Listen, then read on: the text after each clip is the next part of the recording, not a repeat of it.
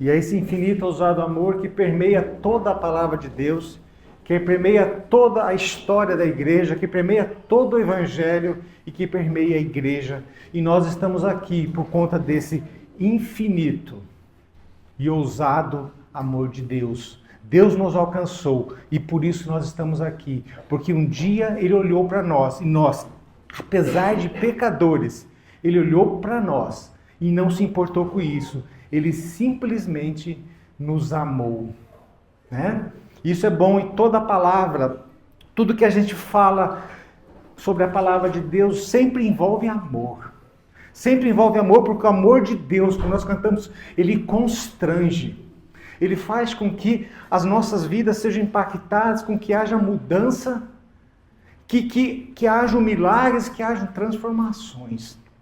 E é muito bom ver isso, é muito bom participar desses momentos, e é bom conhecer e saber que Deus é bom, que Deus cura, que Deus nos ama e que Deus é o mesmo ontem, hoje e será eternamente. E um dia nós temos, e hoje nós temos a esperança que um dia nós iremos morar com Ele eternamente. E nós estamos aqui porque fomos alcançados por esse infinito e ousado amor de Deus. Amém? Pai, nós te louvamos, a Deus, pelo teu infinito amor, Senhor. E nós estamos aqui hoje, Senhor, para falar um pouco mais desse teu amor, a Deus, desse teu gesto. E principalmente, Senhor, por ter dado Jesus para morrer por nós, para que a gente tivesse a oportunidade de nos chegar de novo diante de Ti e termos a esperança de um dia estarmos contigo eternamente na Tua glória. Te louvamos, ó Pai, no nome santo de Jesus. E quando a gente fala em amor, a gente tem que falar um pouco sobre misericórdia, né? E o que é misericórdia? Algumas semanas atrás na célula, falando de célula, vou dar um recado, a gente estava falando sobre essa questão de misericórdia. E a gente chegou à conclusão que misericórdia, o que é? Misericórdia é Deus, a misericórdia de Deus, Ele não nos imputa aquilo que nós merecemos. O que a gente merecia? A morte, a destruição. Mas a misericórdia de Deus, ela é tão grande que embora a gente não mereça, embora a gente mereça a destruição, a misericórdia dele nos protege. E do outro lado, esse Deus é tão amoroso que ele nos dá a graça dele.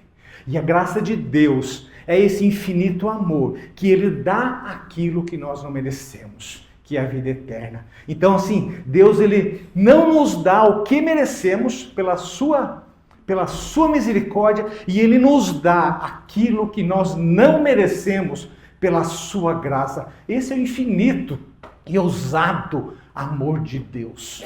Semana passada nós começamos a conversar sobre o capítulo 11 de João. João 11 conta uma história muito forte, né? Impactante, que é a ressurreição de Lázaro. Mas o Evangelho de João, ele traz 7 milagres muito contundentes, traz 7 milagres muito fortes, que demonstram o caráter de Jesus. E o primeiro milagre que falas é nas bodas de Caná, em que Jesus ele transforma a água em vinho. E ele mostra, o que ele mostra? Jesus como o Senhor da qualidade. Porque aquele mestre, na hora que pegou aquele vinho, falou: escuta, por que você guardou o melhor vinho só para agora? Em seguida a gente vê a cura daquele oficial do rei, que Jesus nem precisou ir até a casa dele para curá-lo, porque Jesus é o Senhor do espaço. Ele não precisa estar lá. Depois fala a cura daquele paralítico. Aquele paralítico que estava há 38 anos do lado daquela piscina, esperando a oportunidade de entrar na piscina e ser curado. E Jesus chega e diz: o que é que eu te faça? E Jesus cura, porque ele é o Senhor do tempo. Tempo não tem para ele. Depois Jesus, ele faz a multiplicação dos pães. E nessa multiplicação ele se mostra como o Senhor da qualidade, o Senhor da quantidade. Então ele é o Senhor da quantidade, com ele não tem pouca coisa. Depois Jesus anda sobre o mar. E ele, quando ele anda no mar, ele se coloca como o Senhor da natureza. Não tem qualquer coisa da física, da natureza, que pode ser superior a ele. Depois Jesus cura um cego de nascença. E nesse estado de nascença ele se comporta como o Senhor da saúde. Aquele que destrói todas as doenças. E finalmente, quando chega em João 11, ele se coloca como o Senhor da vida. Aquele que vence a morte quando ele cura, quando ele ressuscita Lázaro. E é sobre esse tempo que nós vamos conversar um pouco hoje. Porque tem alguns pontos relevantes, o pastor Sérgio foi até um pedaço, eu vou trazer um pouco para contextualizar para a gente esse pedaço, mas tem algumas coisas importantes, e eu começo lá no versículo 4, João 11. Só que antes eu queria ler mais especificamente o que a gente vai trabalhar. João 11, de 38 a 44. O que sobrou aqui, que o pastor me deixou de tarefa aqui, foi João 11, a partir do versículo 38. Vamos ler? Jesus, agitando-se novamente em si mesmo, foi até o túmulo, que era uma gruta em cuja entrada tinham colocado uma pedra. Então Jesus ordenou: tirem a pedra. Marta, irmã do falecido, disse a Jesus: Senhor, já cheira mal, porque está morto há 4 dias. Jesus respondeu: eu não disse a você que se cresce, veria a glória de Deus? Então tiraram a pedra, e Jesus, levantando os olhos para o céu, disse: Pai, graças te dou porque me ouviste. Eu sei que sempre me ouves, mas falei isso por causa da multidão presente, para que creiam que tu me enviaste. E depois de dizer isso, clamou em alta voz: Lázaro, venha para fora. Aquele que tinha morrido saiu, tendo os pés e as mãos amarrados com ataduras e o rosto envolto num lenço. Então Jesus lhes ordenou: desamarrem-no e deixem-me que ele vá. Essa é a conversa que a gente vai ter mais especificamente dentro desse pedaço. Mas eu queria só a gente fazer um posicionamento de algumas coisas, porque é muito importante a gente ver o posicionamento de Jesus, como é que Jesus chegou nesse ponto. E lá no versículo 4 de João 11, Jesus, lá no começo do capítulo, Jesus é comunicado: seu amigo, aquele que tu amas, está doente. E Jesus faz o quê? Sai correndo? Não, porque não vimos agora que ele é Senhor do tempo. Não vimos agora que ele é Senhor da vida. Não vimos aqui que ele é Senhor da natureza. Ele não sai correndo. No capítulo 4 diz assim: ao receber a notícia, Jesus disse: essa doença não é para a morte, mas para a glória de Deus, a fim de que o Filho de Deus seja glorificado por meio dela. Ou seja, Jesus nunca perdeu o controle de nada. Jesus não estava deixando para depois as coisas, porque tinha um propósito eterno naquele tempo. Nesse lugar, nessa hora, nessa frase que Jesus tinha um determinado tempo, ele tinha um objetivo, um propósito divino. Mas Jesus é contestado 4 vezes com a saída para Jerusalém. Primeiro, quando ele fala que ele vai, depois da conversa que os discípulos conversam, fala: você não vai, Jesus? Jesus fala: não, segura aí, daqui a pouco eu vou. E Jesus demora mais 2 dias para ir. Quando Jesus fala para ir, os discípulos falam: escuta, Jesus, você vai voltar lá? No versículo 8, ele diz assim: eles estão querendo te matar lá, você tem certeza que você vai lá para Betânia? Primeira contestação, porque queriam tirar Jesus do foco, queriam tirar Jesus do propósito. Quando ele chega em Betânia, Marta já recebe ele na entrada da cidade, fala: Jesus, se eu estivesse aqui, meu irmão não teria morrido. E aí e depois tem aquele diálogo com Jesus. Jesus fala que eu sou a ressurreição e a vida, e Marta começa a falar: não, eu sei que ele vai ressuscitar no dia dos mortos. Então a fé e o conhecimento começam a entrar em choque. E às vezes o nosso conhecimento é tão grande que ele sobrepõe a nossa fé. E logo em seguida vem Maria, se apresenta diante de Jesus e fala a mesma coisa, se prostra para Jesus chorando e diz assim: Jesus estivesse aqui, meu irmão não teria morrido. E depois, a outra contestação, ou outro bloqueio são as pessoas. As pessoas que estavam acompanhando Maria, Marta e Maria, eles disseram assim lá no versículo 37, ele abriu os olhos ao cego. Por que ele não curou Lázaro? Ele poderia ter curado lá, deixou Lázaro morrer. A falta de fé das pessoas estavam fazendo com que eles não abrissem os olhos para ver o que estava acontecendo. Era a questão da dúvida versus a fé, do conhecimento de Marta versus a fé. Porque Marta e Maria conheciam Jesus, não conheciam? Eles tinham um relacionamento com Jesus e fala-se que Lázaro era o amigo que Jesus amava.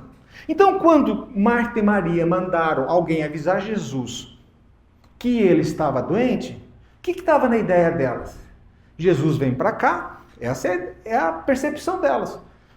Jesus vem para cá, ele vai, aquela cura bem, aquele negócio, a solução bem definida na mente dela. Ele vem para cá, ele adoeceu, ele vem para cá, ele cura Lázaro e, glória a Deus, acabaram as coisas. Essa foi a percepção de Marta e Maria. Mas não foi assim que aconteceu. Não foi dessa forma que aconteceu. Isso já fazia parte da rotina de Marta e Maria. Elas tinham conhecimento, Marta, Maria e Lázaro, eles tinham conhecimento dos milagres de Jesus que nós relatamos aqui no início. Eles sabiam como é que era o poder de Jesus e confiavam no poder de Jesus, confiavam na amizade, no relacionamento que tinham e estavam esperando por isso. Só que Jesus quis surpreendê-los. Quis surpreendê-los com uma coisa muito maior. Jesus queria levá-los a outro nível de fé, de comunhão, de intimidade com Ele. E foi o que aconteceu. Jesus conseguiu levar eles para outro nível de relacionamento com Ele. Só que até então eles estavam como que vendados. Eles não estavam percebendo isso. Até algumas pessoas diziam assim para ele lá: poxa, ele disse que amava Lázaro. Ele abriu os olhos do cego, não podia ressuscitar esse homem. E então a gente percebe que Jesus sempre tem dois lados. Tem algumas pessoas que gostam, outras pessoas que criticam. E essa é a vida de Jesus, e sempre criticando. Por que ele não veio antes? Por que ele só chegou agora? Mas a gente sabe hoje que ele tem o tempo certo.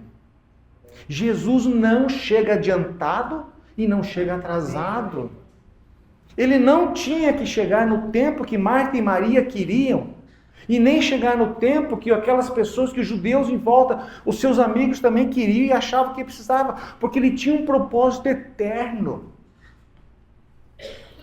Então, quando nós nos colocamos diante de Deus, colocamos os nossos problemas, as nossas dificuldades, quando nós colocamos as nossas necessidades diante de Deus, as nossas aflições, nossas angústias, o nosso luto como deles, e às vezes a gente fica esperando e parece que Deus não vem, parece que Deus está atrasado. E a gente fica naquela angústia esperando: será que Deus esqueceu de mim? Será que Deus não olha mais para mim? Porque às vezes a gente quer colocar Deus na caixinha. A gente quer colocar Deus na caixinha da nossa mente. E a gente põe Deus na caixinha. Deus age assim, fala assim, sempre do mesmo jeito, da mesma forma e no mesmo tempo. Mas Deus trata cada um de nós individualmente. Deus tem um propósito para cada um de nós. Deus tem uma forma de tratar individualmente cada um de nós, dentro da nossa característica e dentro daquilo que Ele tem de propósito para a nossa vida. Ele pode atender o seu pedido? Pode, dizendo sim ou não. Mas Ele pode atender. E a que tempo? No tempo dele. Difícil, né, gente? Quando a gente pede uma coisa, precisa de alguma coisa, e às vezes a gente está meio que desesperado por aquilo, querendo aquele milagre, e as coisas não acontecem. E a gente começa a ficar angustiado com aquilo, e muitas vezes a gente não entende o tempo de Deus. Mas nós estamos aqui hoje para tentar aprender juntos e entender esse tempo de Deus e saber que Deus nos atende, que Deus nos ama, Deus olha por nós, Deus olha para nós, que Deus está atento às nossas necessidades. Mas muitas vezes, não no tempo que a gente precisa. Só que tem uma diferença, gente, tem um negócio bom. O que diz lá em Isaías 64 e 1 Coríntios 2,9? É a experiência que Marta e Maria tiveram. Nem olhos viram, nem ouvidos ouviram, nem jamais penetrou em coração humano o que Deus tem preparado para aqueles que o amam. Gente, se está demorando é porque Deus está melhorando a coisa. Se está demorando é porque a coisa vai ser melhor. Veja a experiência de Marta e Maria. Se Jesus chegasse no tempo que elas queriam, o que ia acontecer? Haveria cura, ótimo. Sensacional, maravilhoso. Mas com esse tempo, dentro do propósito do tempo de Deus, tinha coisa melhor. Aumentar o relacionamento, melhorar a fé, criar mais vínculo e mais intimidade delas com o Mestre. Isso que gerou tempo. Por isso que a gente muitas vezes tem que aprender a viver no tempo de Deus. Gente, confesso que realmente não é muito difícil isso. Muito difícil mesmo. Mas esse milagre de Jesus, ele tinha 3 propósitos. Esse milagre de Jesus, para acontecer daquela forma, naquele lugar e naquele tempo, tinha 3 objetivos. Primeiro é a manifestação da glória dele. Sem dúvida alguma. Primeira manifestação da glória de Deus, dele para que soubesse quem ele era. Gente, nunca ninguém tinha ouvido falar de ressuscitar um morto de 4 dias. Nunca se ouvia falar nisso. Nem o próprio Jesus havia ressuscitado alguém morto há 4 dias. E Jesus vem e mostra a sua glória diante dos homens. Segundo objetivo é despertar a fé das pessoas. Era um momento do final da vida terrena de Jesus. Era um momento assim do apagar das luzes do tempo de Jesus aqui, e ele precisava despertar a fé das pessoas. E esse foi um tempo, esse foi uma demonstração de que ele era a ressurreição e a vida, o pão da vida, que ele era o bom pastor, a porta, a luz do mundo, tudo aquilo que precisava ser mostrado, tudo aquilo que precisava para despertar a fé, Jesus vai e coloca nesse tempo. E tinha o terceiro propósito, que era entregar-se à morte. E Jesus sabia que estava chegando o tempo dele. E Jesus sabia o que ia acontecer, e ele chegou ali, na cara dos seus inimigos, pertinho de Jerusalém. Betânia era pertinho de Jerusalém. Ele chegou ali pertinho e os judeus estavam lá. E já começaram, se a gente pegar mais para frente nos versículos lá para frente, você já vai começar a ver como é que eles estão começando a tramar de forma aberta e pública a morte de Jesus, a perseguição, o prender e a morte de Jesus. E a gente vê o caminhar dessa história até que chega o momento em que Jesus pede para ir até o túmulo. E chegando no túmulo, Jesus chorou. É impressionante, né? Jesus é Deus. Não é que Jesus era Deus, Jesus é Deus. E ele demonstrou aqui a sua humanidade. Ele demonstrou aqui que ele nos ama, que ele ama o ser humano de maneira intensa. Olha que profundidade de amor que ele tinha por essa pessoa. Era o próprio Filho de Deus demonstrando sua empatia e sua compaixão. É maravilhoso ver esse amor, esse amor que Deus nos dá de maneira intensa. Esse amor que é constrangedor. Mas foi mais ou menos até aqui que o pastor Sérgio foi. E a minha missão é sobre dois verbos hoje aqui. As 2 ordens de Jesus. Tirem a pedra e desatem. 2 ordens que Jesus fez. Mas vamos ver o que estava acontecendo naquele momento, quando Jesus chega na frente do sepulcro.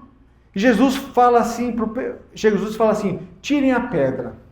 O que acontece nesse momento? O que acontece nesse momento? No versículo 39, Jesus ordenou, tirem a pedra. Marta, irmã do falecido, disse a Jesus, Senhor, já cheira mal, porque está morto há 4 dias. Percebe-se que Marta era uma mulher impulsiva, não era? E não é a primeira vez que Marta se opõe a Jesus em público. Nós conhecemos bem a história relatada lá em Lucas 10, né? Quando Jesus, a primeira vez que a Bíblia fala que Jesus vem à casa de Marta e Maria. Uma coisa que a gente sabe é que parece que Maria tentou lá naquela ocasião já enquadrar Jesus. Ela já chegando com essa impulsividade, tentou enquadrar Jesus. Então assim, ela estava lá fazendo as coisas e Maria sentada aos pés de Jesus. Então nós vamos lá em Lucas 10, 38. Quando eles seguiam, quem estava desse versículo, quando eles seguiam viagem, Jesus entrou numa aldeia e certa mulher, Marta, hospedou-os na sua casa. Eles quem? Jesus e seus discípulos. Então vamos pensar que era 12, 13 pessoas. Então Marta vem e hospeda, a princípio, essas 13 pessoas na casa dela. Ok, legal. E Marta chega na frente de Jesus e enquadra Jesus e fala assim, escuta Jesus, você não está percebendo que eu estou fazendo as coisas e minha irmã está aqui, ó, ralando? Minha irmã está aqui só sentada? Então a gente percebe lá em Lucas 10, 40, Marta agitava-se de um lado para o outro, ocupada em muito serviço. Então se aproximou de Jesus e disse, o Senhor não se importa com o fato de minha irmã ter deixado que eu fique sozinho para servir? Diga-lhe que venha me ajudar. Ou seja, ordenando a Jesus. E agora, novamente, em público, Marta se posiciona de novo. E chega assim e fala para Jesus, Jesus, não vai rolar pedra não, porque faz 4 dias e já está cheirando mal. Marta ainda estava presa à realidade. Marta ainda estava longe da fé. Marta ainda estava precisando reconhecer a fé, porque a fé precede o milagre. A fé precede o milagre. E Jesus fala, tire a pedra. Gente, ainda bem que as pessoas que estavam lá não deram ouvido para Marta. Porque se as pessoas tivessem dado ouvido para Marta, a gente não estava lendo João 11. João 11 não existia aqui na nossa Bíblia. Mas graças a Deus que as pessoas deram ouvido para Jesus e tiraram a pedra. E quando eles tiraram a pedra, eles se depararam com o quê? Se depararam com o defunto, com o morto. Se depararam com o morto, se depararam com uma situação diferente, se depararam com uma situação que trazia uma dor, trazia de volta para Marta e Maria uma dor. Porque as pessoas perguntaram como é que ele vai fazer para ressuscitar alguém que está morto há 4 dias. Isso é impossível, isso não se faz. Mas Jesus disse, tirem a pedra. Mas Jesus não podia tirar a pedra? Ele não tinha poder para tirar a pedra? Tinha. Se ele tinha poder para ressuscitar, ele tinha poder para fazer a pedra. Mas aí que está um grande ensino. Deus faz as coisas impossíveis. As coisas possíveis ficam por nossa conta. As coisas que são possíveis fazer, as nossas escolhas, o que nós fazemos, as nossas decisões são por nossa conta. Nós fazemos as coisas que são possíveis. E Jesus faz as coisas que são impossíveis. As coisas impossíveis. Ao remover a pedra, todas aquelas pessoas que lá foram confrontadas primeiro com mau cheiro. E o que significa para nós esse mau cheiro? Esse desconforto, esse incômodo, esse enfrentamento que tem, são as nossas limitações, os nossos pecados. Quando nós precisamos tirar a nossa pedra, quando nós rolamos a nossa pedra, nós vamos nos deparar com quem realmente nós somos. Com a podridão, com o cheiro do pecado, com as feridas ocultas, com os pecados não perdoados, pela falta de perdão, por aqueles pecados que nós continuamos trazendo e domesticando eles, com aquelas coisas com aqueles comportamentos que nós continuamos tendo, e nós estamos exalando esse cheiro do nosso pecado. Mas todos que estavam lá também experimentaram o poder sobrenatural de Deus. Então nós estamos em pecado, nós temos dificuldade, nós cometemos erros, fazemos tudo isso, mas também nós podemos gozar do poder e do milagre sobrenatural de Deus. Deus nos responde no tempo da angústia. Ele tem a palavra da vitória. Mas o milagre só foi executado porque as pessoas rolaram a pedra. Se as pessoas não tivessem tirado a pedra, não teria ressurreição, não teria milagre. Se a gente não rolar a pedra, se a gente não fizer a nossa parte, não adianta depois a gente dizer que Deus está demorando ou que as coisas não acontecem na nossa vida. As coisas acontecem na nossa vida quando a gente toma a decisão, a gente toma a iniciativa, a gente vai e faz a nossa parte. Creia, arraste a pedra, estabeleça uma conexão direta. Jesus estabeleceu uma conexão direta com Lázaro que estava morto. E depois, com a segunda palavra que ele fala, ele chama Lázaro, sai para fora. Gente, eu acredito que se Jesus não falasse Lázaro, sai para fora, se ele falasse assim, sai para fora, eu imagino que tinha saído de dentro daquela sepultura todas as pessoas que tinham sido enterradas naquele lugar lá há muitos anos atrás, porque era uma caverna onde se colocavam os corpos lá, né? Então deveria ter diversas pessoas. Então, se Jesus falasse assim, o poder de Deus é tão grande e a palavra de Jesus é tão forte que se ele falasse sai para fora, iam sair 10, 12, 15, 20 pessoas lá de dentro andando, não iam? Mas Jesus foi específico. Lázaro, sai para fora. E a gente tem, e Jesus tem esse tipo de relacionamento conosco. Jesus não tem um relacionamento de multidão. Jesus diz assim, André, sai para fora. Lucas, sai para fora. Marcão, sai para fora. É dessa forma que Deus trata individualmente com cada um e chama cada um de nós para nós sairmos para fora. E o que acontece? Acontece que Lázaro sai para fora como? Andando normal? Vivo e andando normal. Mas Jesus fala assim, agora desatem-no. Por que Jesus precisava mandar as pessoas desatar Lázaro? Na hora que esse Lázaro saiu para fora, imagine, todo mundo correu lá para abraçar Lázaro, para tirar as coisas, Não. Eu fico na minha mente assim, pensando assim, Lázaro saindo para fora, andando todo assim, né? Todo atado, né? Andando todo assim, e as pessoas todas assim, olhando para ele assim, né? E ninguém tomou atitude. Aí Jesus fala assim, desatem-no. Aí as pessoas vão. Por que será que as pessoas não foram desatar Lázaro? Por que será que nós temos medo de tomar iniciativa?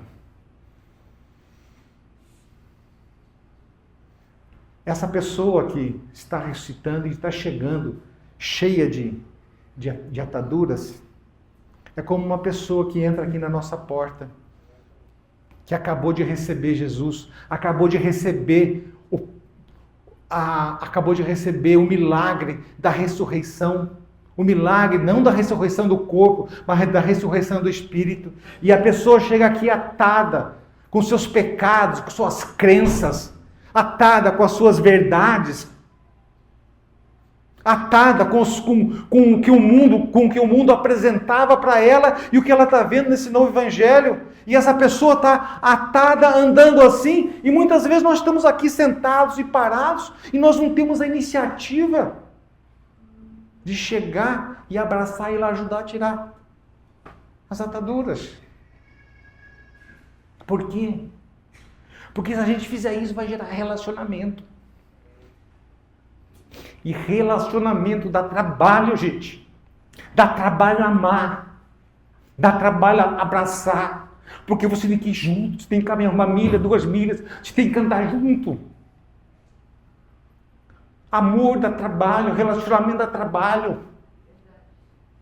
E nós não temos a iniciativa de tirar as ataduras dos outros porque a gente está com medo de se envolver. Por quê? Porque a nossa agenda está cheia. E eu não tenho tempo, eu trabalho durante a semana, eu faço isso, tem aquilo outro. E eu não tenho tempo de me envolver com a pessoa. Eu não tenho tempo de me envolver. Ou será que eu não consigo me envolver? Ou será que o meu evangelho é tão raso que eu não tenho nada para repartir com ela? Será que eu não tenho nada para repartir com ela? Será que o que eu tenho de conhecimento, de experiências com Jesus, que eu posso pegar uma pessoa que acabou de ser ressuscitada, que acabou de receber Jesus no coração, acabou de ser transformada, e ela chega aqui necessitada, carente da ajuda, carente do abraço, carente do discipulado, carente do ensino. Mas isso só acontece nas outras igrejas, porque aqui eu tenho certeza, na igreja eu sei que não acontece, porque todas as pessoas que chegaram aqui, graças a Deus, elas foram abraçadas, foram cuidadas. Mas a gente tem que tomar atenção quanto a isso. A gente precisa buscar essas pessoas que nasceram de novo e nos dar para eles. Mas para isso, para a gente conseguir dar, a gente tem que ter. Eu não consigo dar o que eu não tenho. Então eu tenho que ter intimidade com Deus. Eu tenho que ter relacionamento com Deus. Eu tenho que já ter tido o meu momento de ressurreição com Deus. Para eu poder chegar para a pessoa que está entrando aqui. E a pessoa falar. E eu ter o que dar para ela. Jesus fala, eu sou a ressurreição e a vida. Quem crê em mim, ainda que morra, viverá. A ressurreição de Lázaro é uma esperança da vida cristã, porque Jesus tem o poder sobre a morte. Jesus foi preso, crucificado, condenado, morto, mas Jesus ressuscitou. E assim como Lázaro, que estava morto em seus delitos e pecados, nós também estávamos. Efésios 2,4 fala assim, mas Deus, sendo rico em misericórdia, por causa do grande amor que nos amou, estando nós mortos em nossas transgressões, nos deu vida juntamente com Cristo. Pela graça sois salvos. E juntamente com Ele nos ressuscitou, e com Ele nos fez assentar nas regiões celestiais. Novo nascimento é para a glória de Deus. Novo nascimento, quando nós recebemos um novo nascido aqui, nós temos que glorificar a Deus, temos que nos abraçar e chegar e dizer, venha, você faz parte da nossa família, venha, abraça essa pessoa, busque relacionamento e dê aquilo que você tem. Seja parte do crescimento da nova pessoa. Eu sou a ressurreição e a vida. Quem crê em mim, ainda que morra, viverá. Você crê nisso? E se nós cremos nisso, nós temos agora a oportunidade da gente testificar e lembrar dessa morte, mas principalmente lembrar dessa ressurreição. Nós vamos participar agora de um tempo de ceia. O Toninho vai vir ministrar a ceia, o pastor Toninho vai vir ministrar a ceia. E esse tempo de ministração de ceia é o tempo que a gente tem para entender que Jesus, Ele é a ressurreição e a vida. E nós estamos aqui porque um dia nós recebemos do Senhor a ressurreição. Nós estamos aqui porque um dia nós recebemos do Senhor o privilégio de nascermos de novo, de sermos uma nova pessoa, de termos um novo nascimento. E estamos sendo limpos, purificados e libertos pelo poder do sangue de Jesus. Já somos completamente? Não. A gente continua tendo uma atadurazinha aqui na perna, não tem? A gente continua com a catadura assim, ó, amarrada na perna, pendurada no dedão do pé. A gente continua com esses pedacinhos de atadura do nosso tempo lá. Mas devagarzinho, o Espírito Santo vai nos purificando e vai arrancando os pedacinhos de atadura com a nossa ajuda, com a ajuda de todos, porque nós somos um corpo. Nós somos uma igreja que convivemos junto e devagarzinho Jesus vai tirando. De alguns ele tira rápido, de outros demora um pouco mais. Mas cada um no seu tempo, porque Deus trata de forma individual cada um de nós. E nós vamos lembrar hoje dessa morte, mas dessa ressurreição de Jesus. Esse tempo que nós temos para glorificar a Deus, porque um dia Ele nos alcançou. Amém?